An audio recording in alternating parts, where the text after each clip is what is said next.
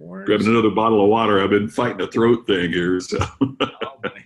Uh-oh. you know how that goes. I do. And we are live. And hey, what's up, everyone? So today I get to talk to my pal Scott McKain. Scott's got a new book out called Iconic: How Organizations and Leaders sustain and regain the ultimate level of distinction, because Scott is the master of distinction. When you hear his voice, you'll know Scott McKain. And I'm just delighted that he's here. He's a Hall of Fame speaker. He's a really great author and a really genuinely nice man. And I'm glad that he's here with me. What's up, Scott? Bill, what a thrill. I watch these all the time, and you do such a great job as an interviewer, and you're a pal, and so it's a real privilege to be here for a lot of reasons. Thank you for having me. Oh, yeah, totally my pleasure, man. I mean, it's great because I read the book, right? And then I'm like, okay, well, I got questions. So what do? Scott, let's talk about your book and we'll share it with the world. Right? Great. Pretty simple, man. Pretty simple. Well, there's lots of places we could start with the book, but I want to start with the chapter that's nearest and dearest to my heart, and one, ready, that I agree with, and it is chapter 5. Stop selling. Right? Yeah. So stop selling, Scott. So we're telling people they don't need to eat, right? They don't need to sell anything. That's what we're talking about. I say in the first paragraph of that chapter, look, I realize that you've got to sell something to keep from going under. I've got to book speeches. You do the same. I mean, whatever it is that we sell, we all have to make things happen to continue. But I think part of the problem is that it's how we view, quote unquote, selling. Selling has stopped being the transference of goods and services through worthy experiences into how do I twist your arm or make the deal or close you, or I mean think about this. Close you. When you deal with a tragic situation, you seek closure.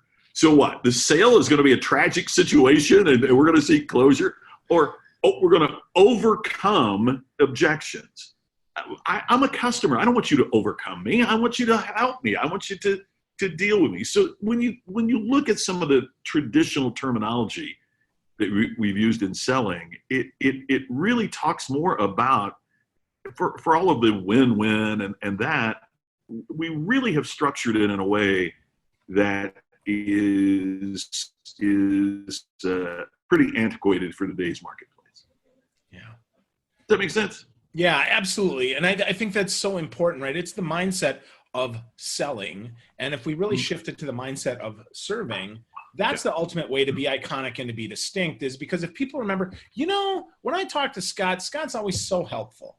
He can help me, right? He can solve my problems even when, and I would argue especially when, the answer isn't him. And I think that's often the difference here when we talk to folks, because they're not realizing that they're the ultimate kind of secret weapon in everything, right? If they're iconic, if they're distinctive, that helps the brand be distinctive. So how do we though convince companies, Scott, that it's okay to have iconic, distinctive employees, that even if they leave, it's still an okay thing to have? Yeah, it's interesting. It makes no sense to me, but yet we see this so many times in business. Yeah. Oh my goodness. That's so funny that you talk about that. I see that all the time. We talk about that, right? We do things that don't inspire us, that don't inspire our hearts. And then we wonder why people underperform, right? We really think, what the heck, right? Like that's not really exciting. So how do we get more exciting? Is it just as simple as just setting bigger goals, Scott? I mean, how do we get more iconic towards those ambitions? Yeah, I think what we have to do is a couple things, and neither are easy, Phil. And I mean, that's I didn't put it in this book. I put it in a previous book, but I think sometimes we confuse something that looks easy with being easy to do. When I see Barbra Streisand sing, it seems so effortless, and yet try to do that. When I see Elton John play the piano, he's having so much fun and it seems so effortless. Okay, now sit down and try to do that. The hardest thing in the world is to make it look easy. And so when I'm saying these things, I know that there are some people that go, well, that looks easy. Well, that should indicate how breathtakingly difficult it is to do. but it begins with us examining, and I did put this in the book, about customers judge us on two things: our promise and our performance. And so we have to analyze very specifically what are we promising, not just our customers but our employees. What's the implied promise? What do we see? And even more importantly, what is their perception of the promise? Because they're going to judge us not based on what we say, but what they perceive that we've said. So we really have to study that and understand that. What do customers believe that we promised them? And then secondly, how does our performance align with the promise? Because we have to be honest. We have to be ethical. We have to be congruent. And so what our goal should be, both internally with our employees and externally with our customers, is that we're going to continue to advance our promise. In other words, get better at what we're promising while we simultaneously elevate our performance so the congruency is there. What happens often is companies don't want to promise too much, and then they deliver here, so customers kind of expect the promise to be elevated, and companies go, oh, no, wait, we didn't and this gets out of whack. Or you promise an employee this, and then you deliver this, and then wonder why you don't have retention. So it's really, really hard to do. But the really iconic companies are constantly advancing the promise as they are escalating the performance, so that they continue to inspire their customers and their employees by the quality with which they do their business. I think that's an excellent point about we have to continue to make them pillars that move up at the same time, because when there's not that congruity, we're going to fall over. That's not foundational, right? That ends up being and often not even repeatable, because if it's a fluke, that could surprise and delight them, but it could surprise and delight in a bad way, which often is not what we're looking to get there. Yeah, you make a great point, Phil. And I don't think we need to be talking more about this. Exactly what you said is that so many times we elevate the isolated incident. I was reading the story, and as a matter of fact, I did a blog a while back about this story about this young man that walked to work, and he was walking to a job interview, and the guy picks him up and he gives him a job, and we really elevated that story and how wonderful that was. But then nobody really wrote about it. A while later, the restaurant went out of business because they didn't provide the level of service to customers that would keep the restaurant going open. And I worry about that sometimes. We elevate these isolated incidents instead of honoring the consistent performer.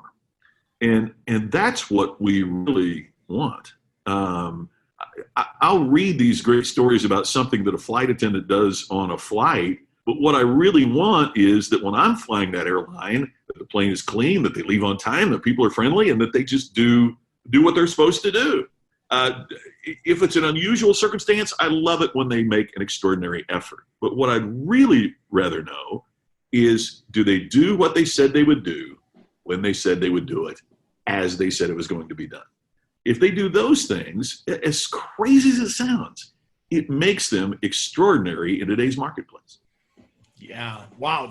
That's so interesting. So I when I think about that, the consistency factor, two people come to my mind when I think about kind of marketing and sales, and that's Seth Godin and Anthony Iannarino. Yeah. Because they write every single day. They put out content every single day. And that consistency, it's not that I'm reading them every single day, but when I do, I know I'm going to get something fresh. And that is so, so important. And at that point, I really think organizations need to not just isolate those incidents, not just hope like hell that they get an Oprah effect, right? Yeah. That, hey, if Scott McKain could just mention me on his Twitter account, then I would be successful. No. Be successful, deliver the goods every single day consistently, and eventually you're going to get to a point where people are going to expect that and then be like, wow, where did they come from? Is that iconic as well, Scott? Oh, it is. I mean, iconic performance cannot be based on random incidents. Iconic performance, when we look at iconic leaders, it's not because they did one good thing, right? It's because there was a sustained level of excellence over an extended period of time. And that's what we're really looking for. And aren't we looking for that in business? I mean, I want when I purchase a service or a product, I want a sustained level of performance over an extended period of time. If I buy a new coffee maker, I don't want it to make 2 fabulous cups of coffee, and then I've got to take it to the shop, and then we go, yeah, but those 2 cups of coffee, man, they were fantastic. No, I'm going to be complaining because this thing wouldn't let. So I wanted to do. We have higher expectations than we ever have before. A pal of mine, Dr. Michael LaBeouf. I don't know if you had a chance to meet him or not, Phil. He's University of New Orleans. Fascinating guy. He's retired from the University of New Orleans, lives in Phoenix now. But he wrote this book, oh gosh, it's been 15, 20 years ago, that really made an impression on me. And it's called GMP, and that stands for Greatest Management Principle. Later it was released as a book called Getting Results. They retitled it. But the greatest management principle simply is this: behavior rewarded is behavior repeated. Now that sounds very simplistic until you drill into it a little bit more deeply. For example, we take care of our customers. That's behavior rewarded. Guess what's going to happen? They elevate their expectations. Well, if you did this now, and if they continue to ask more and we deliver, guess what's going to happen? Behavior rewarded is behavior repeated. They're going to continue to ask a little bit more and a little bit more. Now, is that fair? Well, it doesn't matter. It's the way it is. Right? I mean, I can say it's not fair, but it's still going to be the way it is because it is the principle that behavior rewarded is behavior repeated. So what we have to ask then is, what is the behavior that we're rewarding? Here's another example. I was part of a meeting a couple of weeks ago. They had a bunch of consultants come in to a big company and talk to them, and they were so proud that immediately a customer complaining could get a response on social media. And so I asked a couple of questions. I said, well, so how about if they call the local office? Well, if they do that, the responses are, so in other words, to complain on social media gets a quicker response than calling the local office. Yes. They were really proud of that. And I said, okay, so if I complain on social media, all of my followers read that. Why would you want me to, why would you be rewarding me with instant response of sharing my complaints with, Mike, you have 40,000 Twitter followers. Why would you want them to know that I've got a complaint with your company? And they literally went, well, we never thought of that. And I said, and because I can get instant response to that rather than calling, now you've ensured that every time I'm going to post and every friend that's got a problem with you, I'm going to say, hey, don't call the office, put it online. We don't think deeply enough about what behavior we are rewarding. They were rewarding me for telling 40,000 other people I had a problem with their company. I don't get it. But we don't think about those things. That's so interesting. That, and it becomes just a vicious cycle too, to that, right? Because now every little problem that I want fixed, I'm blasting it out like it's the biggest problem on the planet, instead of a quick phone call that says, hey, Scott, I need some more towels in my room. No, I'm going to send out a social media post. I'm going to send out a tweet. I'll post it to Facebook, and I'm going to let the world know that I need more towels. Yeah. That's just, oh my gosh. And not just that I need more towels, but that, boy, they didn't take care of my needs, which is much deeper than I need a towel, right? I mean, it's just, I don't know. I think again, that's not iconic thinking. Iconic thinking is, how do I serve the customer in a very intimate and instant and approachable way? And the more that we can say, get in touch with us personally and we'll respond personally. I get it, because it's easier to have 40 people in a room in Philadelphia answering these problems immediately than it is to have you call your local office in Tampa.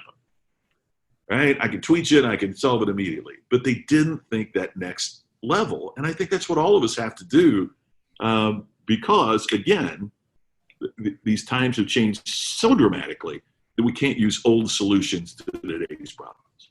Yeah, totally agree. So along that though, let's talk this. I think this is something that is an old idea, but is totally new again. And that is the idea of reciprocal respect. Oh, thanks. Yeah. And because, I mean, truly, right? If I respect you, you respect me, that goes back and forth.